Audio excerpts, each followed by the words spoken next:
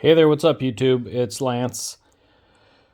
Today I'm just showing you a couple of things about this Singer Bakelite.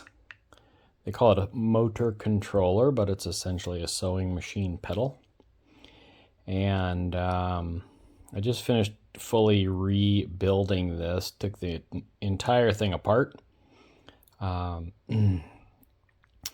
I'm not going to show you that here. If you're looking to take one of these apart, there's a 3-part series on AndyTube on YouTube. And there's also a video by the Featherweight Shop where they have a cutaway of this ceramic block so that you can see the carbon discs inside and kind of get a better sense for how it works.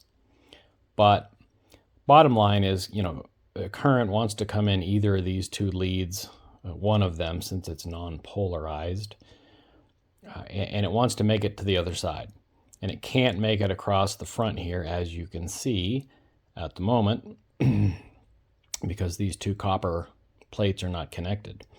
They will be connected by this plate here when the pedal is pushed all the way down.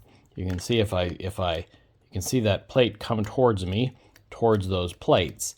Once it touches these two plates, it's at full speed, and current goes straight across from here to here. In the meantime, for less than full speed sewing, the electricity still wants to get across, but it can't, so it goes through these carbon stacks, which are about 55 or 60 small carbon wafers. They're like about a 1/2 inch round and very, very thin, very fragile. And carbon, there's this bolt right here pushes a plate in the back, and when you press on this pedal, it pushes the plate, which compresses both carbon stacks. As the carbon discs get closer to each other, resistance goes down and electricity begins to flow through the stack, around the back, up the other stack to this post and out to the machine. So got that all cleaned up. It's totally doable. Be careful. Those discs are super fragile. Watch those videos. I don't think that there's a source for them to replace, but it is totally doable. Now, once you've done that, I came back and still had the issue where I went from 0 to full speed, and that was it. These two copper plates on mine were bent inward particularly far. And you can adjust some of these things to get the response that you wanted.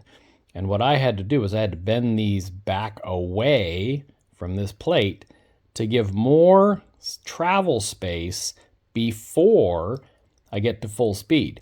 That gives a chance for the current to run through the stack and give me low speed.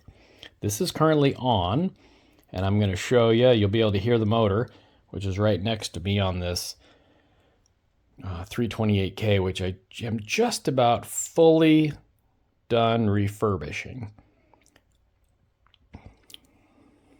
So as I begin to compress those discs, we'll hear the motor.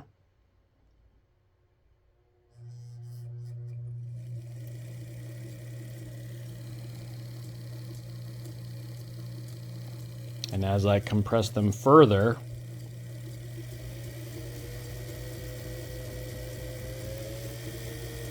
and pretty soon I'm going to touch those plates and get full speed.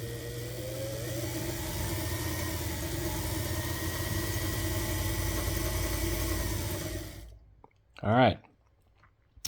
So that solved my problem. I might do a little bit more adjusting, but I now have slow speed, which I did not before. So that's a little bit about this. Go see some of those other videos at the Featherweight Shop and AndyTube if you want to tear this thing apart. Totally doable. Otherwise, you can make some adjustments as I've shown here. Let me know if you have any questions in the comments. Glad to help out. And we'll see you next time here at the bench. Thanks. Bye.